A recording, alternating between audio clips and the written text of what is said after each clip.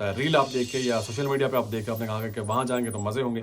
आप किसी भी स्टेटस में आ रहे हैं, स्टूडेंट आ रहे हैं, वर्क परमिट पे आ रहे हैं या विजिट वीज़ा पे आ रहे हैं, उनसे आपको शौक ना लगे कि यार क्या हो गया। हेलो एंड अस्सलाम वालेकुम बाजीज एंड बाजीज, ਤੁਹਾਡਾ अपना मेज़बान अली जन्नत all the way from Canada. आज हम बात कर रहे हैं कनाडा के प्रोविंस अल्बर्टा के बारे में और एडवांटेजेस क्या हैं, डिसएडवांटेजेस क्या हैं। यानी यहाँ पर आप शिफ्ट हो रहे हैं, जो लोग यहाँ पर न्यूली आना चाहते हैं या मूव होने का इरादा रखते हैं, उनके लिए बहुत ही इंपॉर्टेंट है ये जानना, क्योंकि खूबियाँ क्या हैं यहाँ आने की और खामियाँ क्या हैं। यहाँ आप आएंगे तो आपको फ़ायदा क्या होगा और नुकसान और खसारा आपको होगा या खामियाँ क्या होंगी वो आप जान पाएंगे। क्योंकि डिसीजन लेने से पहले ये बहुत ज़रूरी है समझना, क्योंकि तस्वीर का एक रुख नहीं देखना चाहिए। यानी जिससे कहते हैं ना, रील आप देख के कहते हैं यार बहुत ही अच्छा है, सब सही है, सब सही है, तू दही है।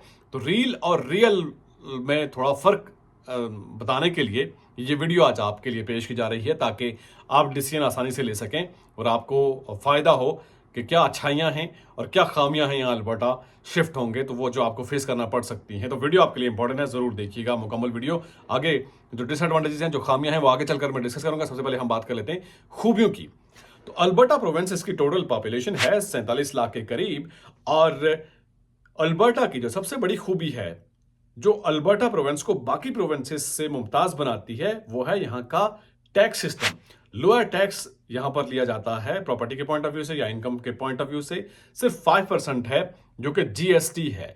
मैंने आपसे शेयर किया था कि यहाँ पर दो तरह के टैक्स हैं कनाडा में, गुड्स एंड सर्विसेज टैक्स और प्रोविंशियल टैक्स। जो जीएसटी है वो 5% है, वो सभी प्रोविंसेस को 5% ही अदा करना होता है, सेंट्रल गवर्नमेंट को जो जाता है। और जो प्रोविंशियल टैक्स है यहाँ पर नहीं लिया जाता, वो 0% है।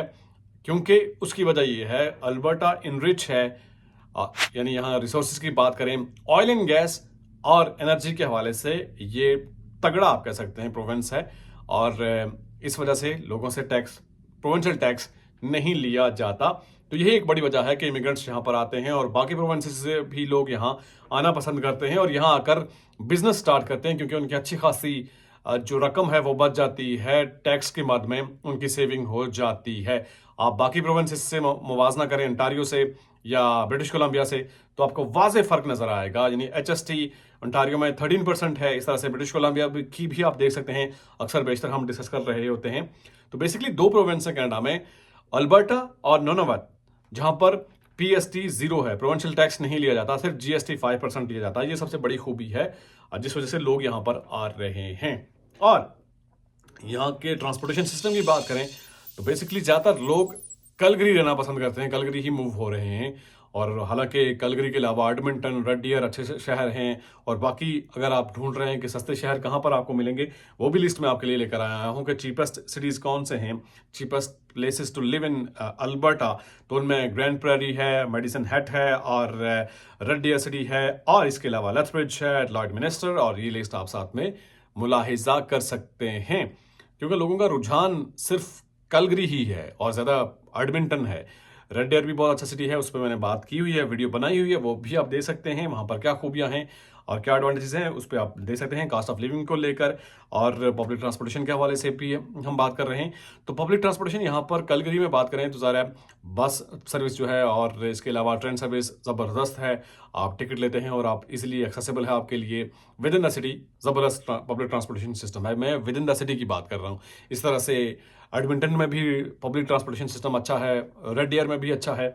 और अगर आप बाहर आते हैं ज़रा छोटे सिटीज़ की तरफ या टाउन्स की तरफ आते हैं तो ज़रा उस पर हम आगे चलकर हम बात करेंगे। तो जब भी आप कनाडा मूव होते हैं तो ज़रा 3-4 सवाल आपके जहन में होते हैं। सबसे पहला सवाल कास्ट ऑफ लिविंग क्या है जहाँ पर आप मूव कर रहे हैं, पब्लिक ट्रांसपोर्टेशन का सवाल होता है, और अपार्टमेंट, फाइंड एन अपार्टमेंट। और इसके अलावा आपके लिए ये भी समझना बहुत ज़रूरी होता है कि जहाँ पर आप रह रहे हैं वहाँ फ़ोन का क्या ख़र्चा है, वाईफाई और यूटिलिटी बिल्स। और इसके अलावा बाद में आप लीज़ पे कोई प्रॉपर्टी लेते हैं या आप कुछ मकान ख़रीदते हैं तो वो चीज़ें बाद में आती हैं, लेकिन बेसिकली ये कंसर्निंग क्वेश्चंस होते हैं आपके जहन में, इनको आप ज़ाहिर अपने माइंड में रख कर चलते हैं।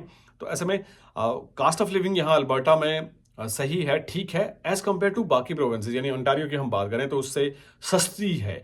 कुछ दोस्त कहेंगे जो अल्बर्टा में मौजूद हैं, वो यहाँ से फौरी कमेंट करना शुरू हो जाते हैं या करेंगे कमेंट। आप बेशक कीजिए कि नहीं जी, यहाँ पर कास्ट ऑफ लिविंग तो बहुत महंगी है, लेकिन बाकी प्रोविंसेस की निस्बत रीजनेबल है, अफोर्डेबल है। और सिर्फ कलगरी ही आप रहेंगे या एडमिंटन ही रहेंगे तो ज़ाहिर है, चूंकि इमिग्रेंट ज़्यादा आ रहे हैं, हाउसिंग नीड्स, इस पे तो हम आगे डिसएडवांटेजेस पे बात करेंगे, लेकिन बात वही आ रही है घूम फिर के। तो आप बाकी अगर टाउन्स की तरफ जाएंगे तो ज़ाहिर है आपको अफोर्डेबल मजीद मिलेगी रिहाइश, लेकिन वो डिपेंड करता है कि आप कौन सी जगह, कौन सी लोकेशन को चूज़ कर रहे हैं।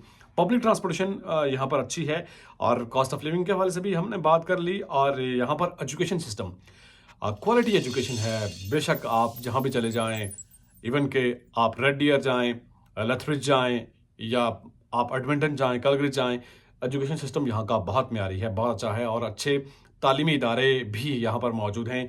जिन सिटीज़ का मैंने जिक्र किया वहाँ पर अच्छे अच्छे पब्लिक इंस्टीट्यूशंस भी हैं, वहाँ पर इजीली आप अच्छी तालीम हासिल कर सकते हैं। आपके अगर बच्चे हैं तो वो भी ज़रा उनको अच्छी एजुकेशन मिलेगी। और ख़ास करके पीआर के हवाले से मैं बात करना भूल गया। यहाँ का पीआर का जो सिस्टम है, मैकेनिज्म है, वो भी सही है। और बाकी प्रोविंसेस की निस्बत यहाँ पर रिलेटिवली आसान पीआर है। और मतलब इतने जल्दी ना सही, लेकिन अगर आप तमाम तर रिक्वायरमेंट्स को पूरा करते हैं, आप एलिजिबल हैं, तो आपको पीआर मिल जाती है विद इन द टाइम, जो टाइम फ्रेम आपको दिया जाता है।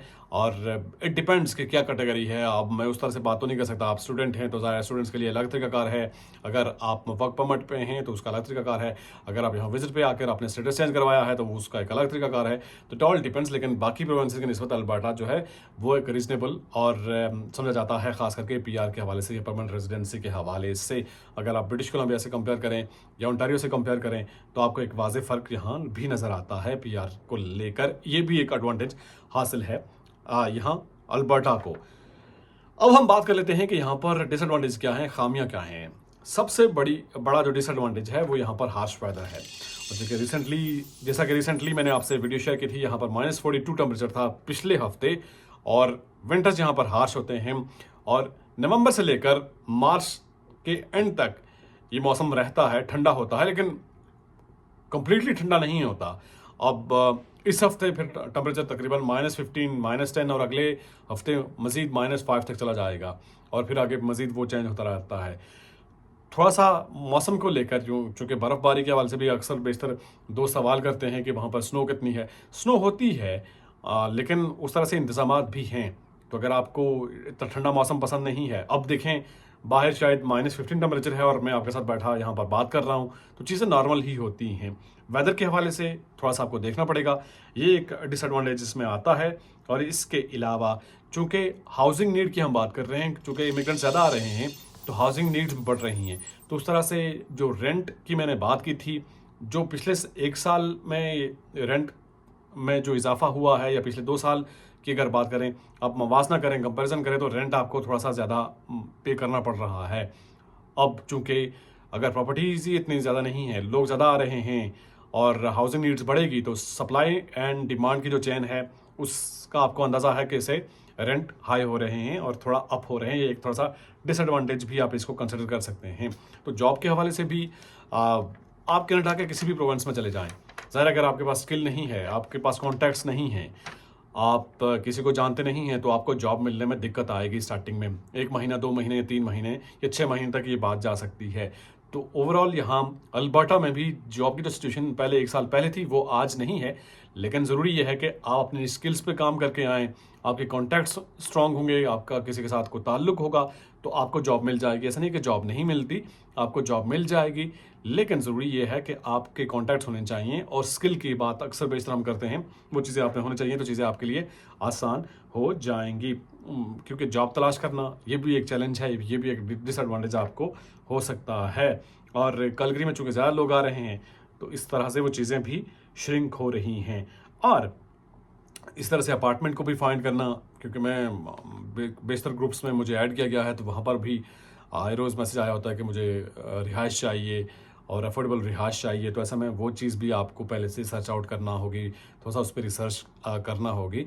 बाकी जब यहाँ पर आप आते हैं तो देखते हैं, क्योंकि मैंने पहले बात की कि रील और रियल में फ़र्क होता है। रील आप देख के या सोशल मीडिया पे आप देख के आपने कहा कि वहाँ जाएंगे तो मज़े होंगे, यहाँ पाएंगे तो थोड़ा सा आपको अंदाज़ा होता है कि नहीं यार, हकीकत थोड़ी मुख्तलिफ है। पहले 4-5 दिन आप गुजारेंगे और फिर उसके बाद आपको अंदाज़ा होगा कि आप किसी भी स्टेटस में आ रहे हैं, स्टूडेंट आ रहे हैं, वर्क परमिट पे आ रहे हैं, या विजिट वीज़ा पे आ रहे हैं, तो यहाँ आकर आपको थोड़ा सा रियलाइज़ होता है। तो मेरी कोशिश ये होती है कि मैं उस हकीकत से आपको थोड़ा सा रूशनास करवाऊँ, ताकि आपके लिए आसानी हो, एकदम से आपको शॉक ना लगे कि यार क्या हो गया।